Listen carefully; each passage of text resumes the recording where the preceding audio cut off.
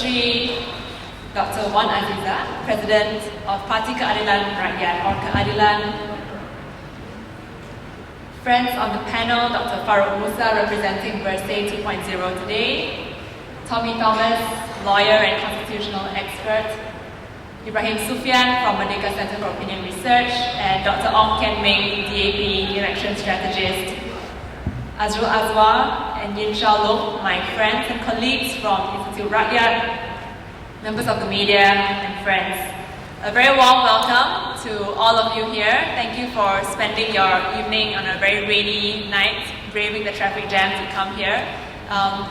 We'd like to welcome, Institute Rakyat would like to welcome you to our second in our public series of forums tonight named GE13, Elections A to Z and the Role of a Caretaker Government. Maybe just to tell you a little bit about Institute Rakyat and what we do. For those who are new to us, thank you for joining us. Institute Rakyat is a very new baby. It's only been formed a month ago. It's a Parti Keadilan Rakyat affiliated think tank that seeks to formulate independent policy analysis and research and seeks to present these policy research and analysis in the form of reports to the party and to the public. If you look at the brochures that are on your chair, today we aim to conduct research. We hope to do a lot of public discourse, things like this, so that we can interact with people like yourselves, with civil society, experts, academics, on a range of issues. And finally, we also have a youth hub, so if any of you have youth, children or friends, you can also invite them to join us as we seek to connect with the younger generation.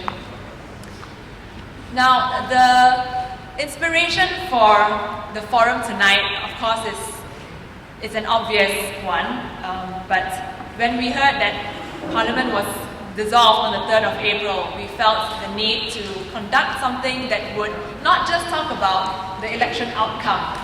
That's the million-dollar question that everyone wants to know, but we also felt it was very important for the Malaysian public to know the processes involved in the elections and the very complex nature of this particular elections, which will involve a very hotly contested debate between the Barisan Nasional and the Pakatan Rakyat. Some of the questions that we put forward today, and my colleague Yin Xiaolong, who will be moderating the session, will bring you through these, are things like what happens in the event of a hung parliament? What is the responsibility of a caretaker government? Because this is what we currently have. Barisan Nasional is a caretaker government. What are the laws and regulations that govern the elections? What has the Election Commission done as a result of the Parliamentary Select Committee? What is the impact of the voter rolls? And I'd like to announce fellow panelist YB Elizabeth Wong. YB Elizabeth Wong is currently the caretaker member of the Caretaker Selangor government. So we'll welcome her to join us. So I hope you will enjoy the discourse that we have with us tonight. It's going to be a very interesting evening. And so without further ado, I would like first of all to welcome Sri Dr. Wan Aziza Wan Ismail for the welcoming address. Ladies and gentlemen, please warmly welcome her.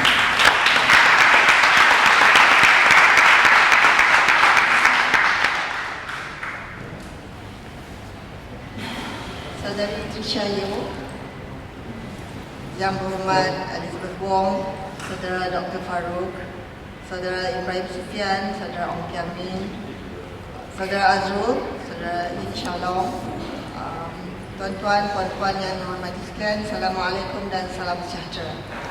Terima kasih dan pada malam ini menjemput saya dan kita berada di ambang lebaran baru di pusada politik negara kita yang tercipta ini.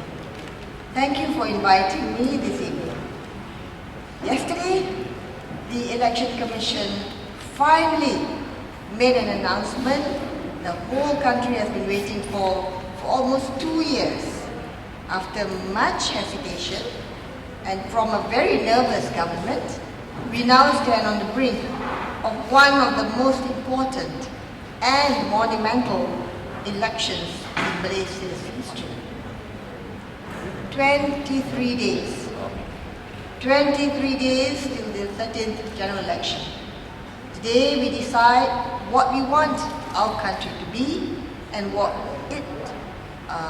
we want it to look like in 5-10 years down the line. We will look back in history to the 5th of May 2013 as the day Malaysians finally summoned their courage to change their 55-year-old government, inshallah. Friends, Malaysia has been called a nation obsessed with elections. It is true, especially over the last 2 years, that we have been entirely preoccupied with any matter related to the electoral process and outcome.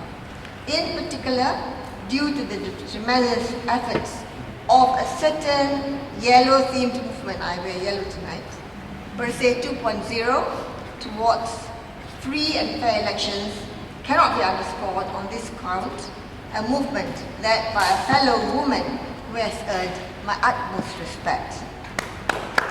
To Ambika. But more serious is the question of why exactly there has been such emotional fervor surrounding the elections.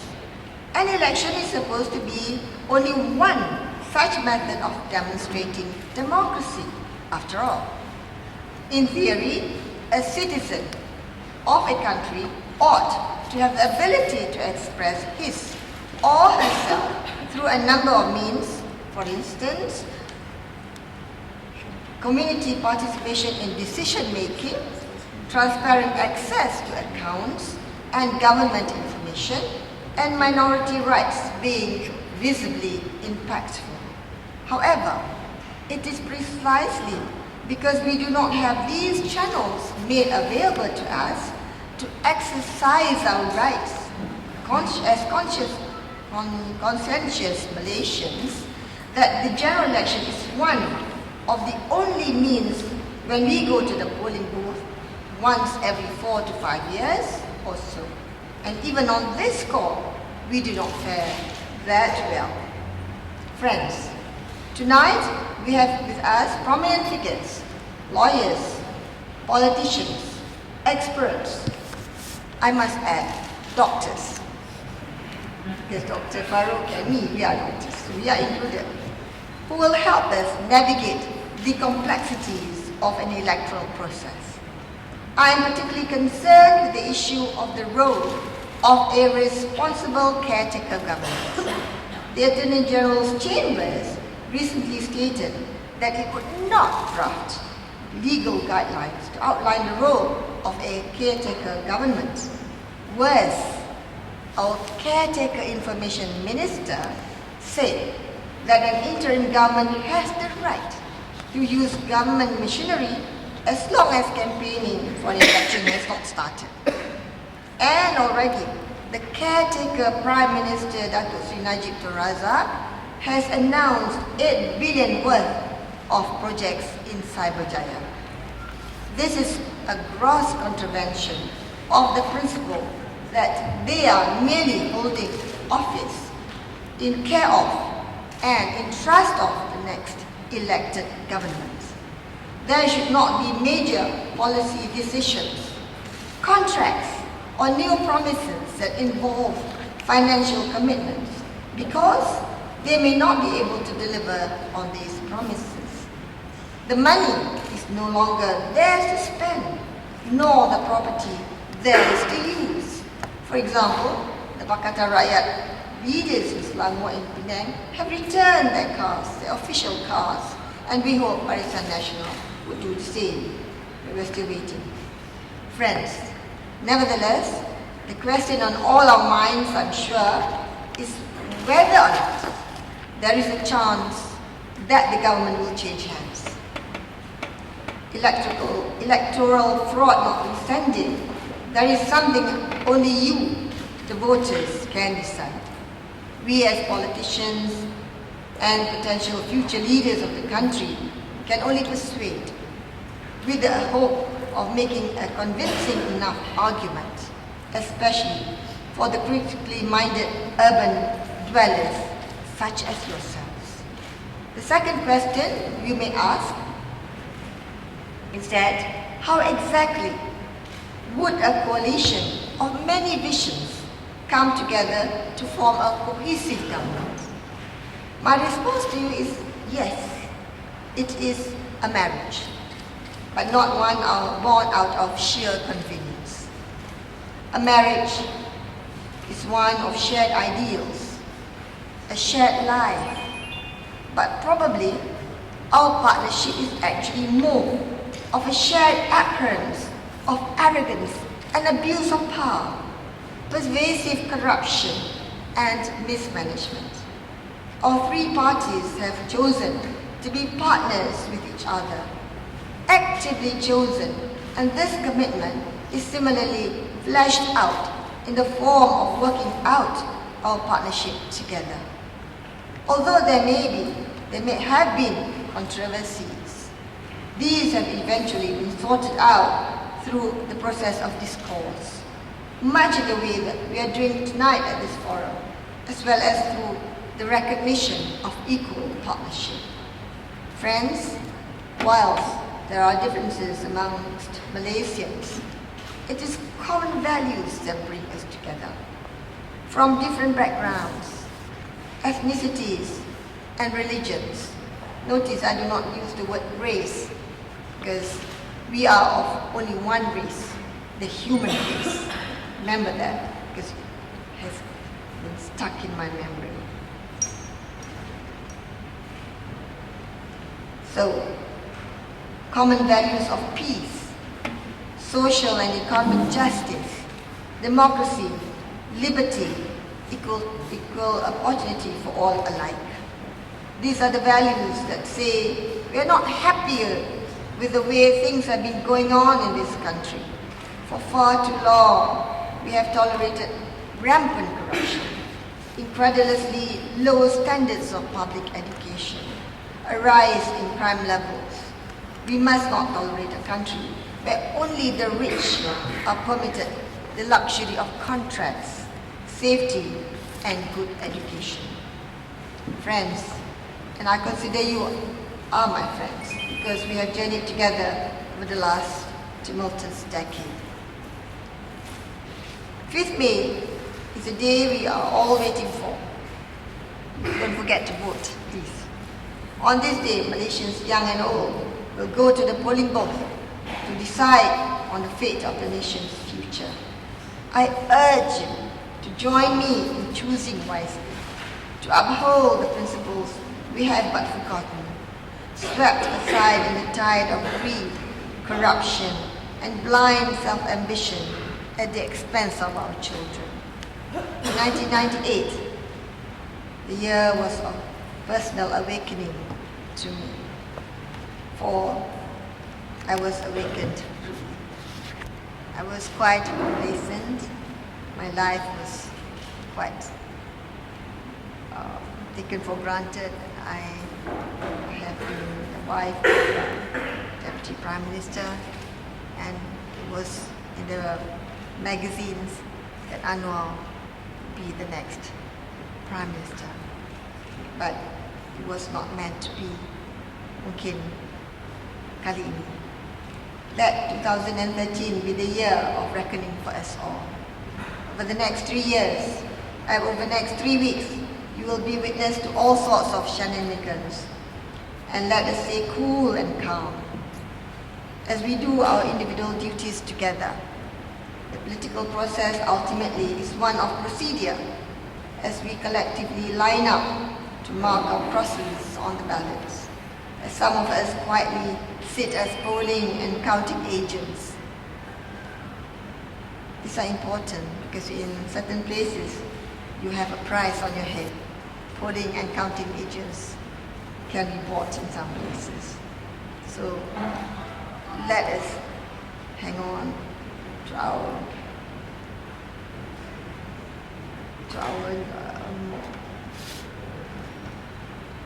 promise. We want to make change for our country. and as yet others carefully observe and monitor what takes place in the surrounding areas, ensuring no untoward incidents. No foreigners take our vote and steal our future.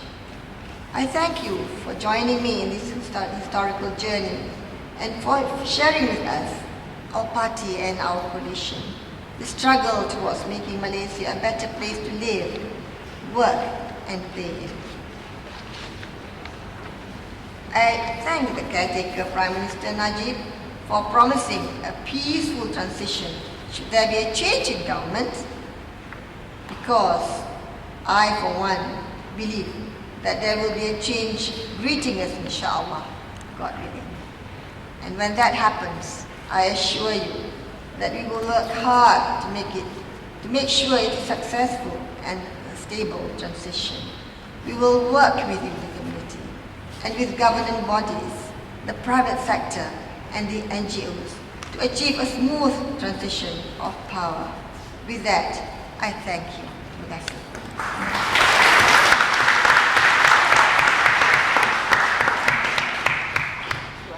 Thank you very much, Dr. Wan Aziza, for your speech that commits to a peaceful and smooth transition, and that's something that I certainly hope all of us will look forward to.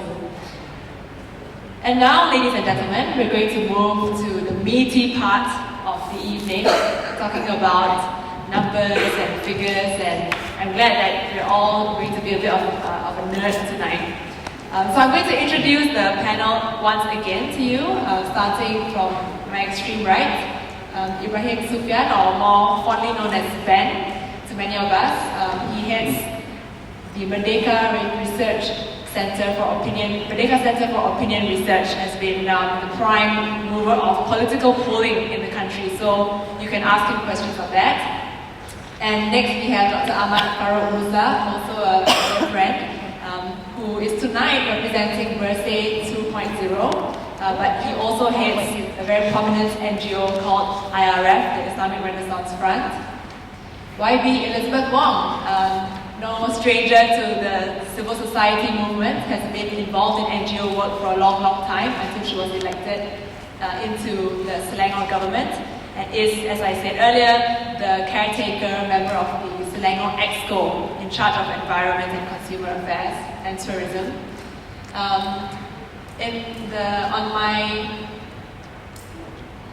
On my right, we have Dr. Ong Kian Ming, who is up to recently, he was independent, but he joined the DAP and is now the election strategist for the Democratic Action Party. He's going to present some interesting things tonight because he was also in charge of the Malaysian Electoral Roll Analysis project. And finally, we have Tommy Thomas, who has been a prominent writer on legal and constitutional matters, a lawyer. And in the middle, we have the moderator for the evening, colleague from Institute Rakyat, Research Director Ian Xiaolong. And Xiaolong, over to you. He's going to conduct this in a talk, discussion, dialogue style. Thank you. Thanks very much, Tricia, and good evening, everyone. Thank you for braving the rain and the traffic and possibly competing dramas to be with us tonight.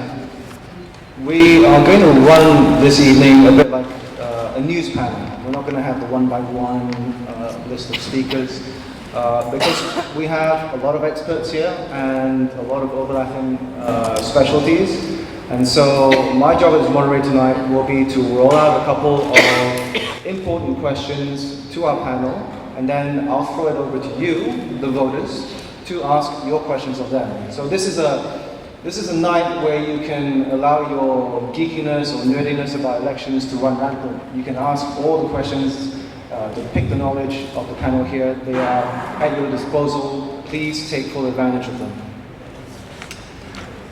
In terms of the topics that we'll go through tonight, we will start sequentially with the dissolution of Parliament, through to the ins and outs of the campaigning period, what happens on voting day, and immediately beyond once the votes are counted and the winners and losers are decided.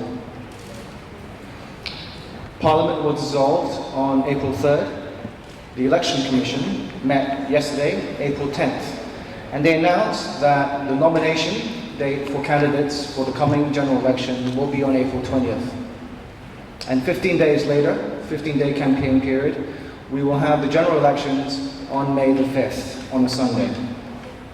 Now, modern democracy isn't only about elections, but elections are a fundamental aspect of what makes a democracy work. It's what allows our democracy to be called a representative or parliamentary democracy. We, the people, the voters, get to cast our votes and elect who represents us in the highest seats of government.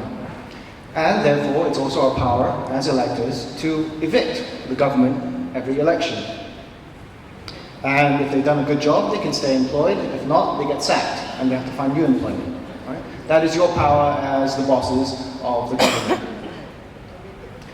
And so, with that in mind, let's consider the words of Election Commission Chairman Abdul Aziz Yusuf, who at the meeting yesterday said that he disagrees that this election will be the dirtiest. We have put in place so many changes, so we hope that it will be the best election ever held. And with that in mind, let's turn to our panel and see what they have to say. We're going to start with Tommy Thomas here on my left, who is a constitutional expert, and we're going to discuss the issue of caretaker government.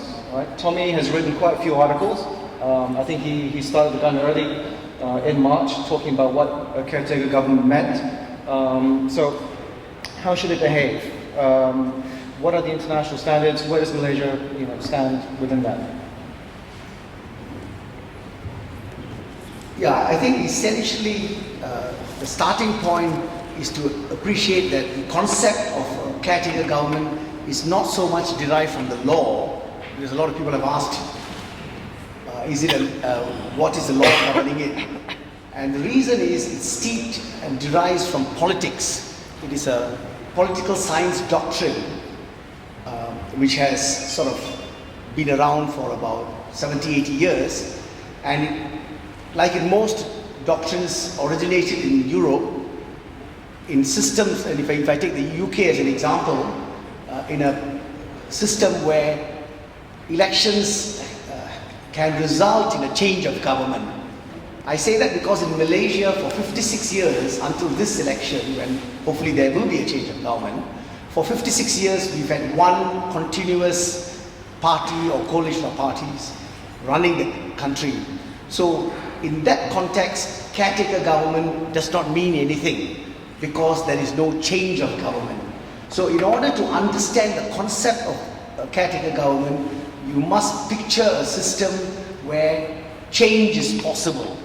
And the elections are all about a change happening. So if you take the 20th century British model, if you look at the 1920s, 1930s, and the Second World War, you had the Conservative Party, Labour Party, and then the coalition. There was change of government nearly all the time. So that's when they realized that between the dissolution of Parliament and the elections, and there's always a time lag, in civilized countries it will be 4 to 6 weeks, mature countries 6 weeks to 2 months. In Malaysia, of course, they traditionally keep it very short, although this year, because of the nervous Prime Minister, by default, we've had a longer period.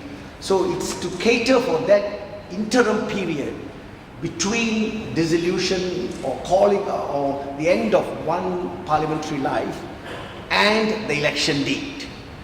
And it's a short period, between 4 to 6 weeks, and it's really what is to happen to the country in those 4 to 6 weeks when the attention of the whole population is to the general elections.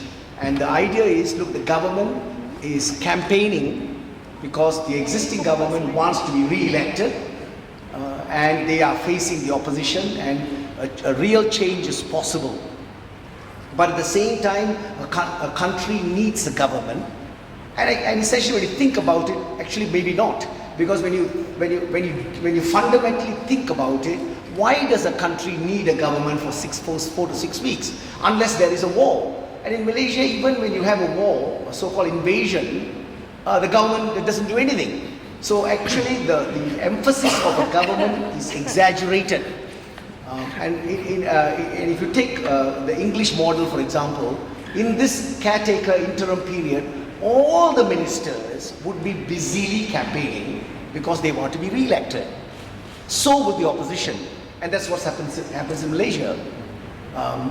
If you are a MIC minister or an MCA minister or an UMNO minister, at this period you're fighting for your political survival.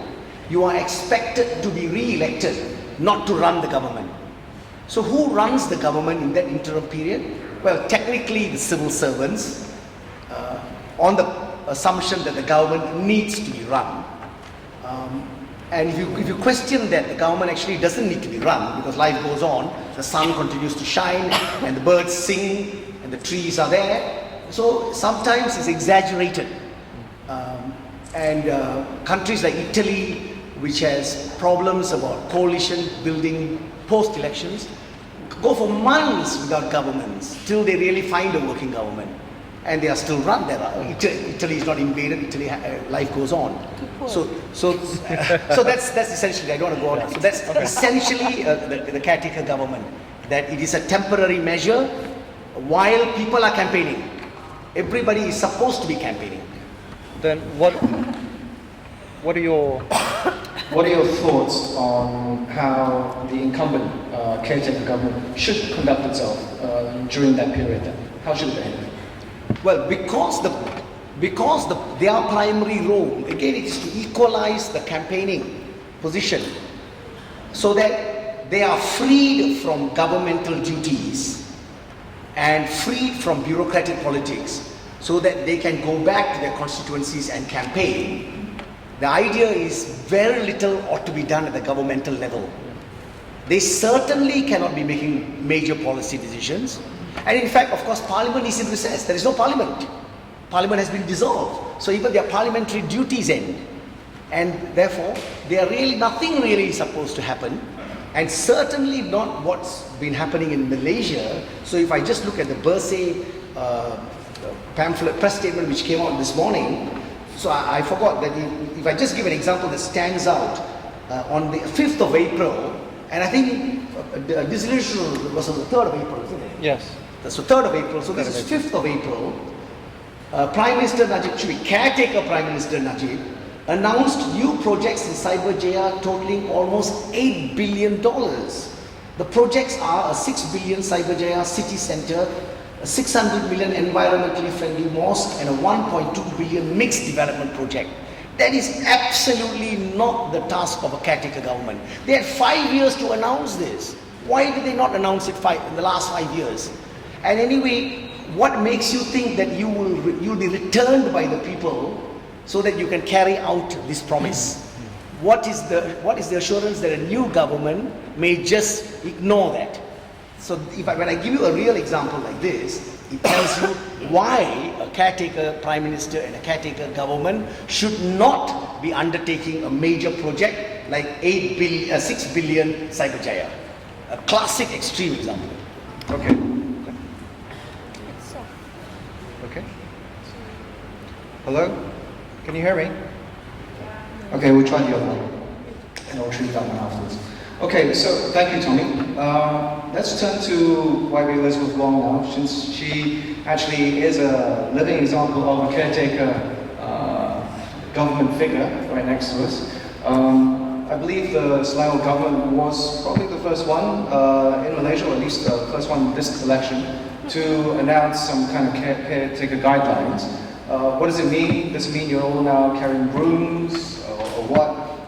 What does it mean to, and what effect have you put into caretaker governance? Just to, perhaps, I'm not going to dispute or counter what Tom said earlier, but this is more practical. So way back in February, we had already made a decision to study what entails, what are the responsibilities and what are the limitations of a caretaker government. So at the end of the day, we had this very thick document which was sent out 19th of February, so way in advance. And it's the first circular of the Selangor State Secretary Office to all. So it's not just to politicians, but also to the head of departments, the civil servants, what we can do and what we can't do, what they can do and what they can't do. So essentially, I think most people would know what are the limitations, but I'll just run through it. One is that we don't have EXCO meetings anymore. So EXCO is like the state level cabinet. So we don't have that because we don't make new policy decisions. We don't sign major contracts. We don't take up new major development projects after dissolution. We cannot spend money after, unless it's already approved prior to dissolution. We cannot spend money that's currently in our accounts. So, and what we've done in Selangor is that we have taken a step further because of our experience when we came in 2008. We found out that, for example, there were lots of development projects which were done during elections but never approved, and then people came knocking on our doors asking us to pay.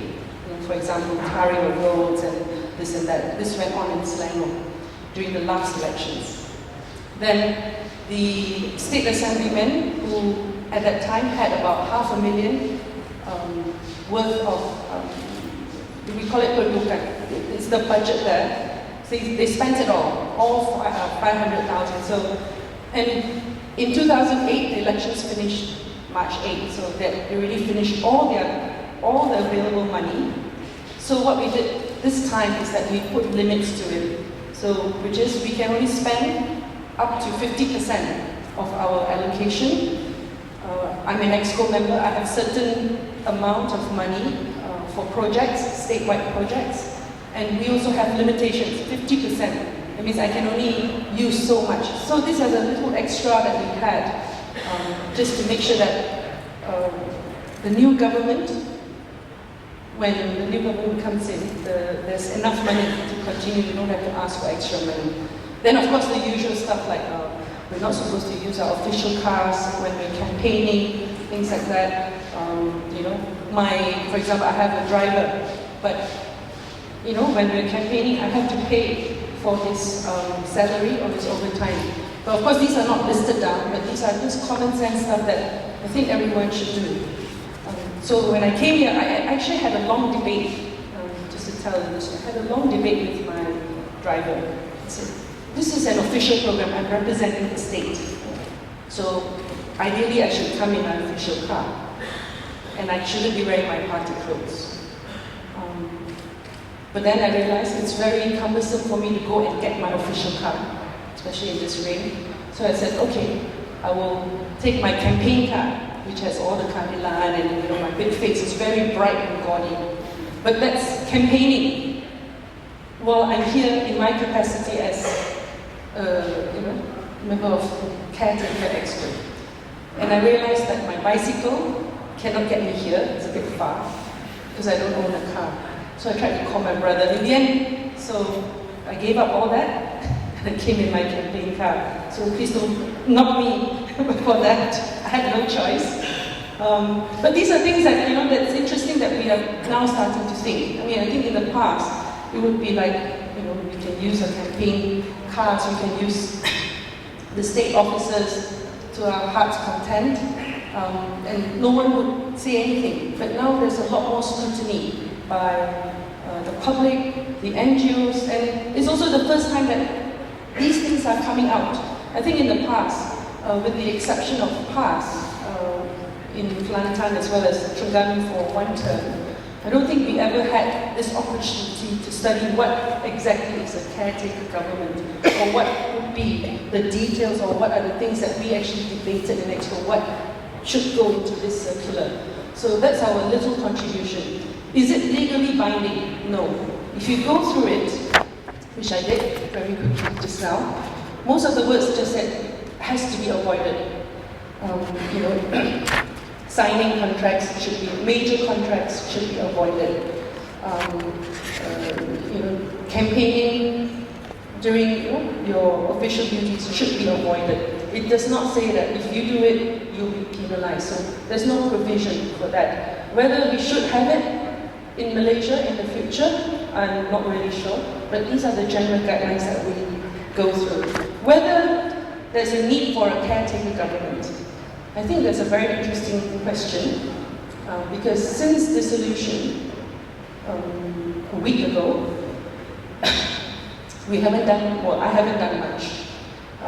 I've gone to officiate the Malaysian Women's Marathon, which is a big thing for me. And we thought that by that time, the marathon would be held, election would have been held. But that didn't happen, so we went there and gave prizes. So it's fine. I went for a couple of meetings, but no policy decision, no new decisions were made.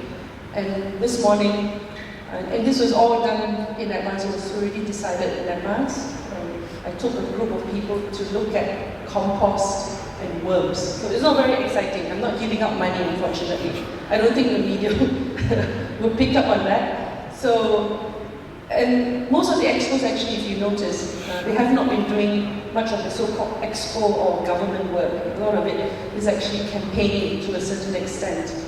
With the exception of our Menteri Besar, because he does have certain obligations and he has already set his schedule, usually a month or two in advance. So certain things that he has to do. But apart from that, right now, there's no major disaster, so we don't have to make any decisions. But in the event, okay, let's make this assumption. In the event, there's some nuclear power plant that's built in Selangor, for example, it leaks, and we have to come together, we have to make major decisions. Possibly money is involved to repair and things like that. That part, that's where the caretaker government comes in and it plays a role. And we cannot actually make major decisions, major expenditure decisions, without calling the opposition. So this is actually written down, and I think this is also part of the convention of caretaker. So if there's anything, major, and I assume disasters, that's when they come in together with the opposition, and then we come to an agreement and we implement it. Apart from that, the government is just moving on its own. So local council issues, drainage, there's some places that were flooded, for example, in my area yesterday, and the council kicks in. They do their own job. You don't need politicians or state governments to tell them what to do and when to do. Bills are being paid, things are moving on. So there are two, although the Parliament has been dissolved, the State Assembly has been dissolved, there's actually two entities that are still in existence, meaning that they have not been dissolved or they have not been told to step aside. One, local councillors, because they are appointed using a different role. So they will go on with their jobs. They will still have their meetings, but usually they are busy campaigning. Second, local village, what we call JKKK, Jawatan Kuasa Keselamatan Kampung, Jawatan Kuasa Kampung, Keselamatan dan Kemajuan. So again, they are appointed and they have a certain lifespan, they have a contract. So that still goes on. And there's also a few we call them contract workers, or like task force on Felda. We have a special task force. It ends in June and it goes on. Whatever work they're doing, then it goes on. So that does not actually have any bearing on whether the State Assembly has been dissolved or not. GLCs still go on, of course. Government-linked companies still go on. So that's just a little bit about that. So maybe you can ask questions. Thank you. I understand there's been some criticism from Barisan that came out today as well. And they published some caretaker guidelines, which I think Dr. Farouk will touch on a bit later. But Barisan has also come out with some criticism directed towards both the federal government, run by Barisan Nasional, and the Selangor government, run by Pakatan Rakyat. And this involves the caretaker conduct. And specifically, let me direct this to you, Wife Elizabeth. They've alleged, I think Irene's here, I don't know if she wants to take this up afterwards as well, but the Federal Parliament dissolved on April 3rd, the Selangor State Assembly dissolved on April 4th, and Barisan has said that on April 4th, the Selangor Chief Minister, Tan Sri Khalil Ibrahim, announced a 300 bonus for Selangor civil servants, although they say this is one day after the dissolution of the Federal Parliament. And then on April 5th, they state that the Selangor State Government announced an initial allocation of nearly $2.5 million for the Neighbourhood Safety Programme in order to reduce crime in rural areas. And I think there's a third point from Lestari Jaya. Villagers in Lestari Jaya have been given land titles by the Chief Minister, which was promised some time ago. Okay, thanks. Good. I'm glad this came up. That's how I publicized tonight's forum. I said, come and hear me explain. But just to put the facts right, sorry Irene, because I think you were at the press conference, and I had a bit of a SMS tiff with a few of your birthday members, but we shall be cordial here. What happened was that we dissolved Parliament. We announced the dissolution of the Parliament about 4:30.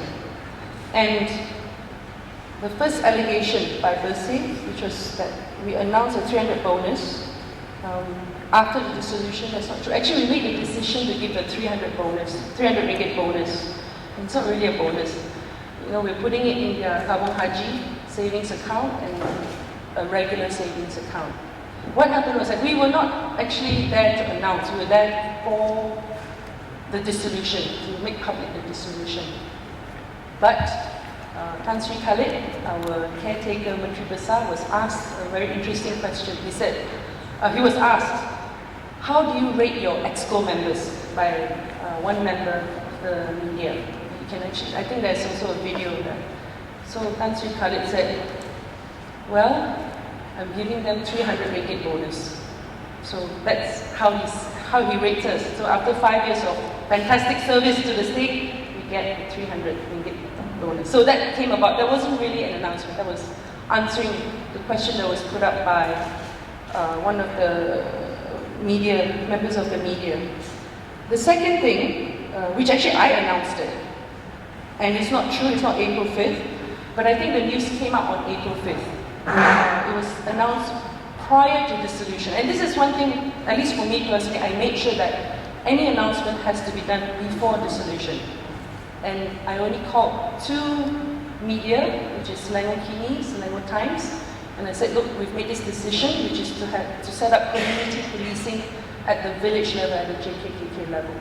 So I'm not sure when that came up because I didn't track that, but because of this thing, what I did was I checked my phone log and my message log, so it corresponds with what I thought was correct, which is I gave the statement prior to dissolution.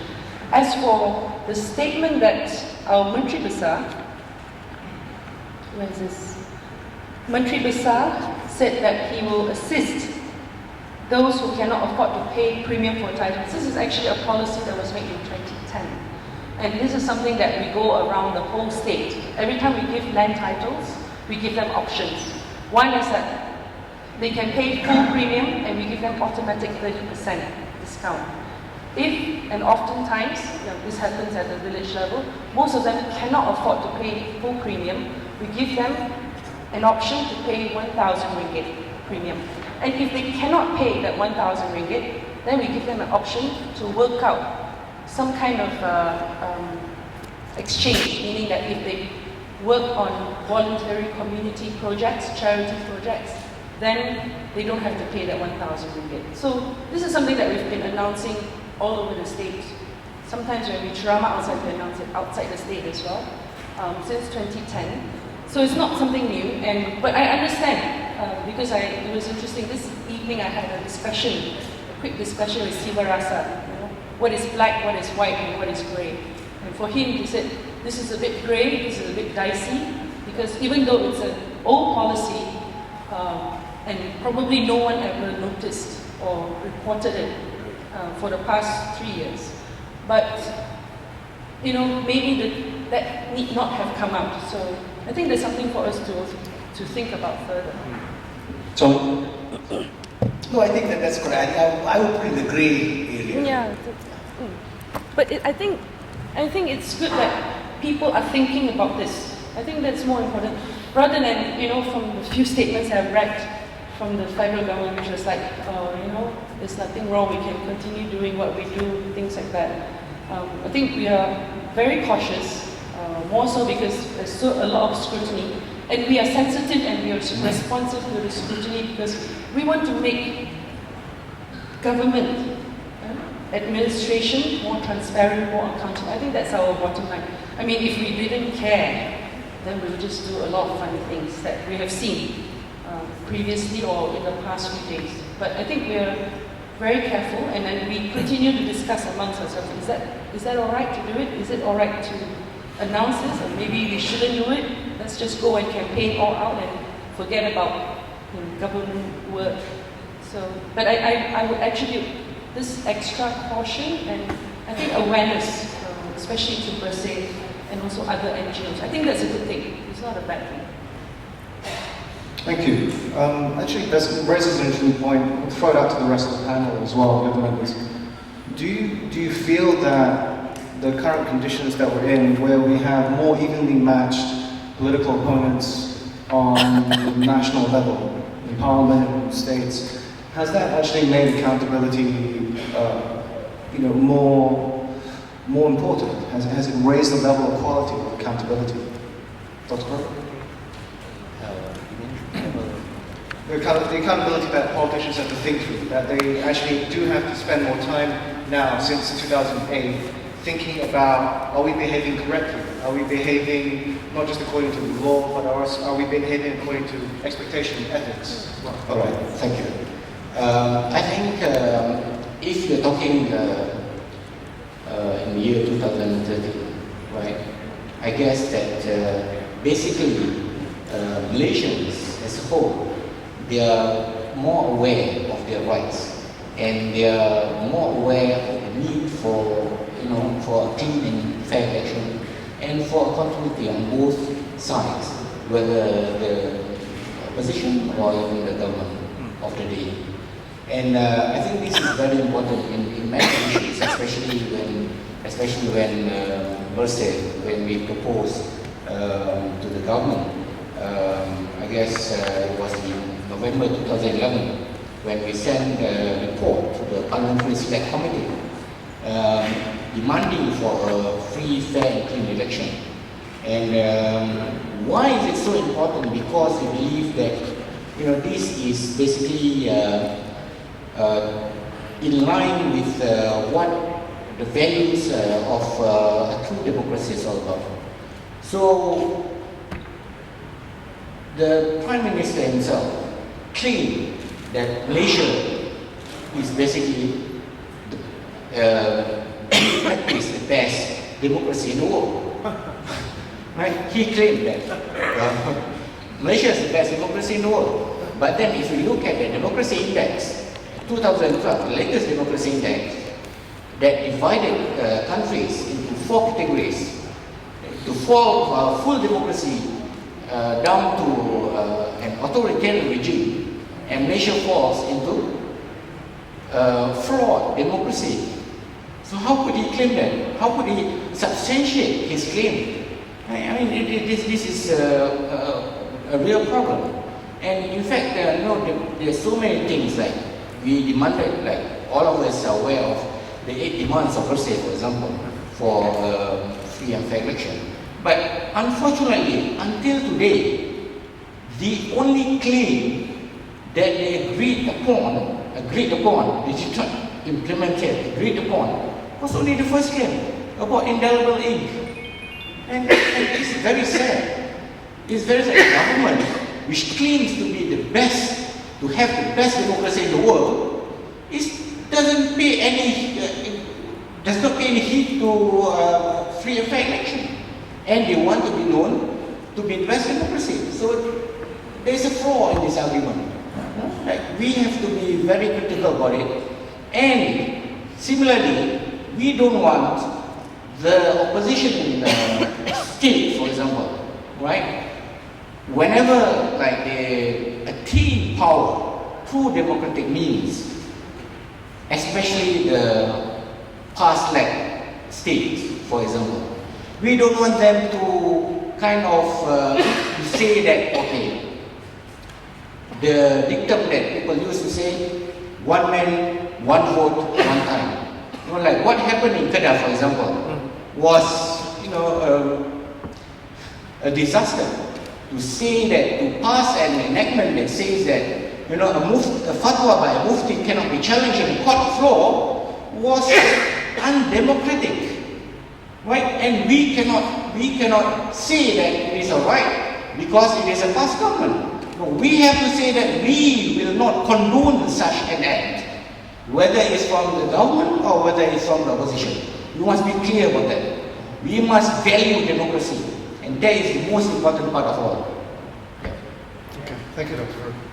Well, actually, since you brought up the demands of Bersih, you know, Bersih has been campaigning for the last 5 years, and it's put out these 8 demands, which are number 1, clean the electoral roll; number 2, reform postal ballots; number 3, use of indelible ink; number 4, a minimum 21 days campaigning period; number 5, free and fair access to the media; number 6, strengthen public institutions; number 7, stop corruption; number 8, stop dirty politics. So what's Bersih's assessment of where things stand now? How free and fair is our election system? How far have we come? Well, to be honest, there's no level playing field in our country, to be honest, right? We have had like several general elections before this, and you know, like everything is good just on paper, right? Even our demand for an international observer was not met, right? Why are they so scared about international observers? They are not coming here to, you know, to infringe on or to try and dictate what, you know, the system that we try to implement in our country, but they're trying to observe the democratic process that we have been so proud of, right? And this is a norm in all democracies in the world, and yet we want to be an aberrant country, you know, not to accept international observers to come. And we in fact sent back one Australian senator when he came here just, you know, for to observe our situation in this country, and that's very undemocratic, and you know, and a very uncivilized act for a government of Malaysia to behave like that. And I would like to stress on this issue about free access to media, especially. I don't think that, you know, like giving 10 minutes to the opposition and you can have 2 hours to explain about your manifesto is basically a level playing field. It's ridiculous, right? How could you give 10 minutes to the opposition parties to explain about the manifesto, and you have all the time in the world, day in and day out, day and night, to explain about your agenda? And you spend millions of dollars. In fact, last month, if I'm not mistaken, they spent millions of dollars to advertise millions of taxpayers' money, not from, you know, not from his wife, or, you know, but from taxpayers' money, right? So, I mean, how could that be tolerated? This is totally ridiculous. Yeah. Thank you. Do you want to cover some more of the points that we've loaded up your slides here? Do you want to talk through them, or you would prefer to talk? No, I prefer discuss like this. That's Yeah? okay. Okay. So, going back to the Parliamentary Select Committee, what's your review of the Parliamentary Select Committee process? How did, I mean, to explain for the benefit of those of us who maybe don't remember so well, how did it come about as a response to Bersih? What did it really achieve? And Was it a genuine process? Was it a whitewash? What was it? I think I'll go to my slides. Go to 3.1. Okay. What is important is that we want to try and say that there must be an establishment of a clear legal framework, okay, which sets a limit on the EC's discretionary and clarifying the provisions of the existing statutory and constitutional powers to shield the EC from the influence of and interference from the ruling coalition. So the problem now is that EC is not seen to be independent, right? So what we say that in order, EC must be independent and it must be free from intervention from the Prime Minister itself. Next one, please. So the chairman and the members of the EC must be appointed by an independent Parliamentary Select Committee, right? And they must be taken into consideration only if they have demonstrated unblemished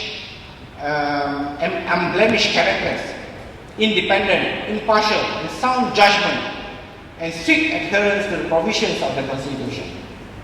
So if you look at the Indian Electoral Commission, which is considered as the best in the world, we would say that the chairman should be a retired or serving federal court judge, and not a civil servant like now, right? And it must be conducted with full transparency. Next. They must not be immune, okay? And they must be accountable for their acts. Next. And they must have their own budget, alright? So that they can conduct their whatever project that they wanted to do. Yep, next. Yeah, I'll go as fast as possible.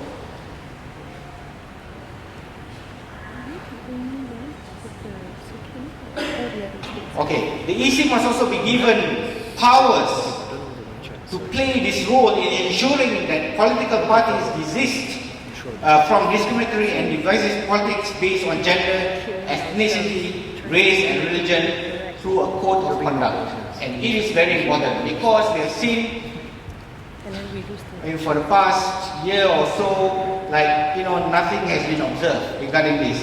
And it's going to get worse when it's coming nearer to election. Next one, please. And this is also very important about this delimitation of constituencies, because we know that, I think Mr. Dr. Ong Kiam Ming will mention about this a little bit about gerrymandering that's going on in our constituencies, right? And I would like to say this again about the equal media access. Okay, this is a very important point, and this is very lacking in our country. Equal media access. Many of us, we have stayed overseas, and we have seen that even the opposition parties can get into the national TV. I think just to put a bit of historical context to what you're saying, if I remember correctly, okay, so this year the Information and Culture Minister, Dr. Yatin, has said that the opposition parties have 10 minutes of TV time, and this actually represents a 100% increase from the last time, which is 5 minutes. I think that's correct, right? Okay. It's a big deal. So there's progress in Malaysia. But the other side is 23 hours and 50 minutes. And the reason why we want 21 days, next one please. 21 days is that we give every parties adequate time to explain their manifestos to people, right, to the riot, right? Throughout the year, we have seen on TV3, TV1, TV2 and all kind of TVs, the government has been explaining and has been propagating the agenda. Now is the time for people to listen to the opposition, to listen to the other side of the story. And they must be open to the problem with our country is that the access, the internet access, for example, for what we call independent news, the internet access is 85% in urban area, according to I think Malaysia Center, right? Yeah, it was just I think 15% in rural areas. And Malaysia Kini until today, I believe the Malaysia Kini videographer is here. Malaysia Kini has been denied to publish their print newsletter to be distributed to the rural areas.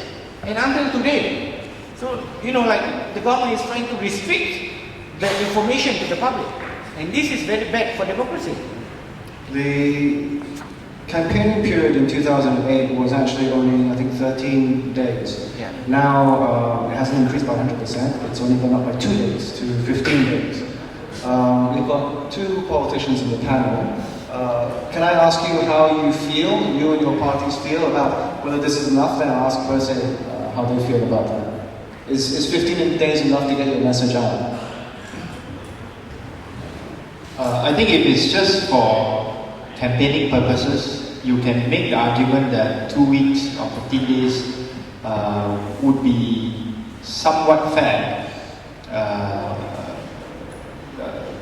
Too short of 7 days compared to what compared to the 21 days that per se asked for. But my concern is something that goes beyond campaigning.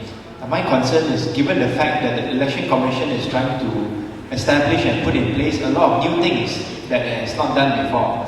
Things like advanced voting, things like overseas voting, which we have seen that the Election Commission has already screwed up in a sense because its website crashed on the day that Parliament was dissolved. So many people who wanted to download the necessary forms and instructions to apply to become overseas postal voters were denied that opportunity. So that is actually what I'm concerned about. It's not just a matter of campaigning, but also a matter of whether the Election Commission has given itself enough time to make sure that we can have a really efficient and fair campaign during that 2-week period.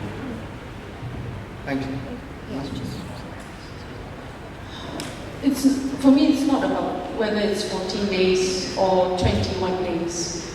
It's about whether we have the political will to set a date for elections. I think once you have a date set, hopefully this can be done by the new government, then everyone would work out their schedules. And they'll work out when the actual campaign time would be.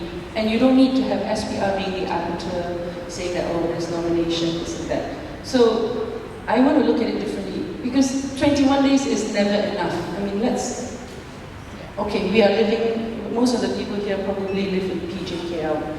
You have access to the internet. You probably have a lot of like-minded friends. You come to forums like this. But this is Klang Valley. We're talking about the rest of the country. 3 weeks is not enough, because for 365 days, over 5 years, 24 hours, the opposition has had no access to media except for bad news or fitna, libelous news. So can we, change their minds in 2 weeks, 3 weeks? I doubt that very much. So obviously, I would actually prefer a 1-year campaign period. Yes, I mean this is what happens in the US. Of course, that's presidential, but they know that after 4 years, that's when they have to do all their work, policy work, implementation, and the last year is just campaign, and that's what we should be aiming for.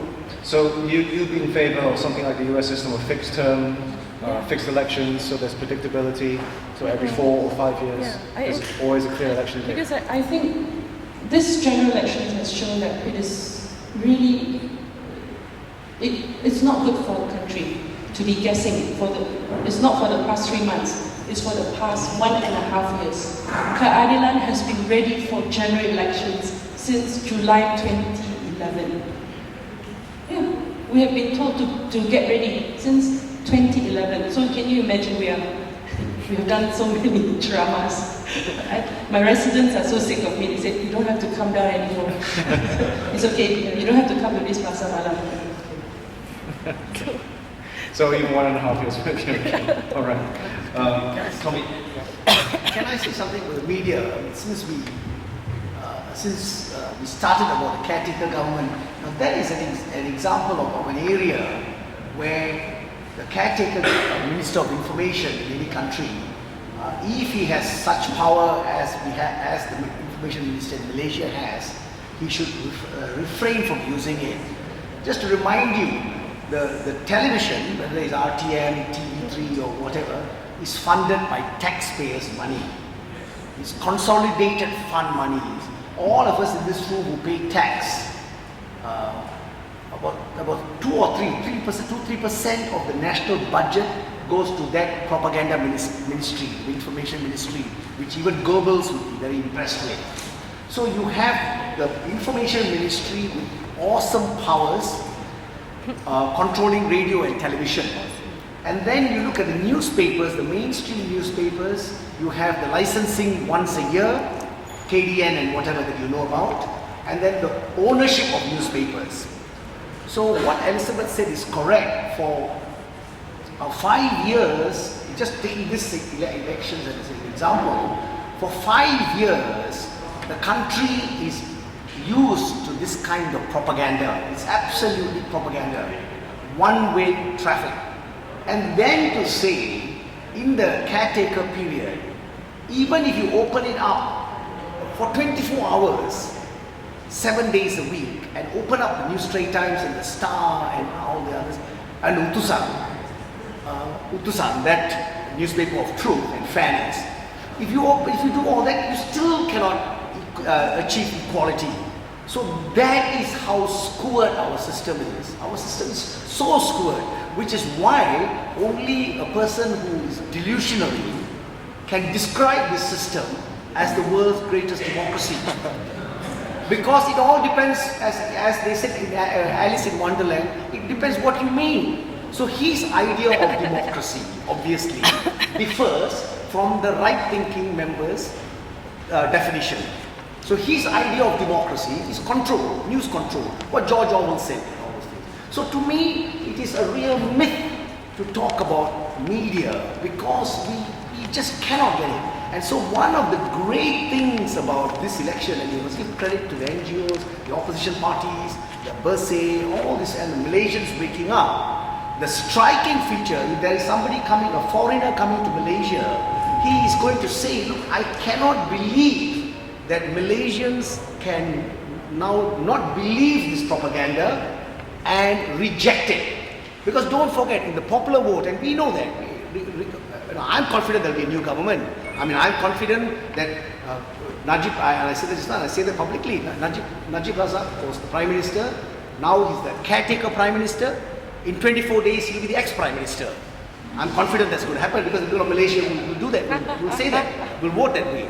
But the popular vote, it'll be interesting. If you look at the popular vote, which no doubt will be developing, if there are 13.3 million voters, and let's say 11 million people vote, on an 80% turnout, 11 million people voting, if the popular vote comes to about 60% to Pakatan, 60-40, then the striking feature, the comment that a foreigner can say is, I am stunned that 50 to 60% of Malaysians can think for themselves and reject government propaganda because you are not on a level playing field. Can you imagine for a minute you have a level playing field, BBC English style? Can you imagine for a minute? The popular vote will be 90% to Pakatan. I just want to mention my last part about this code of conduct. I guess this is a very important point about this code of conduct.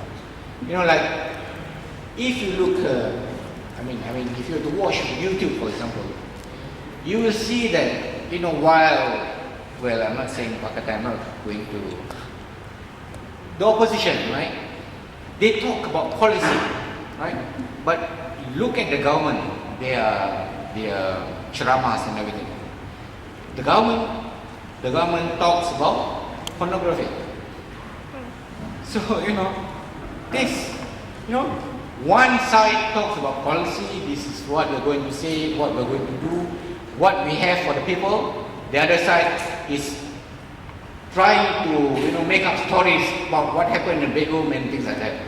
So this is ridiculous. You are not educating the people about democracy, about good governance, about what we need in the country to prosper, about the economic policy.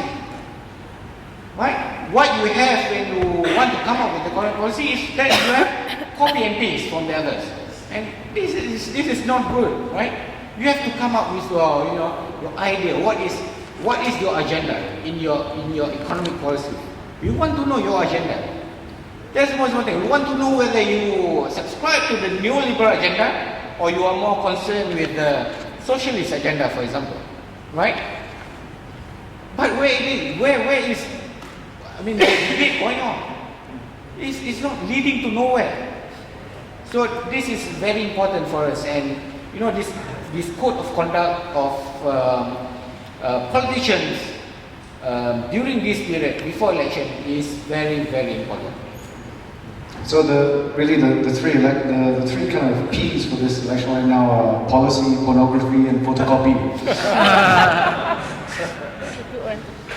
Good one. Okay.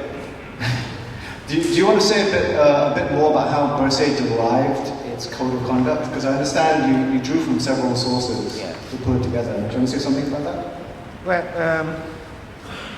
Well, to be honest, we prepared this 38-page, what we call as making clean, free and fair elections work towards an independent, impartial and transparent election commission in Malaysia. And I guess it's going to be troublesome for me to go through all that, but what is important is that we have to subscribe to the world standard.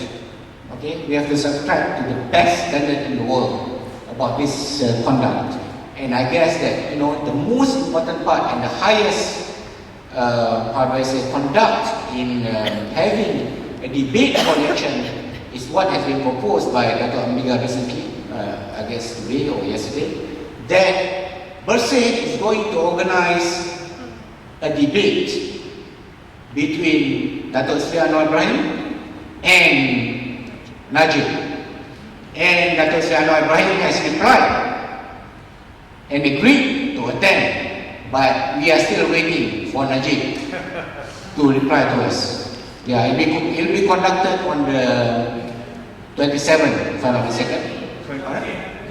17th of this month. And KLSCH, Kuala Lumpur Chinese Center.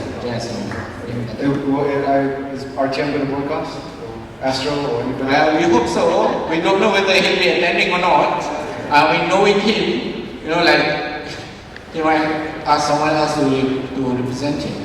And from our last meeting, I was supposed to chair the session, to be the moderator for the debate. So we'll see how it goes. Okay, well let's look forward to that. I think it'll be a big step for Malaysia.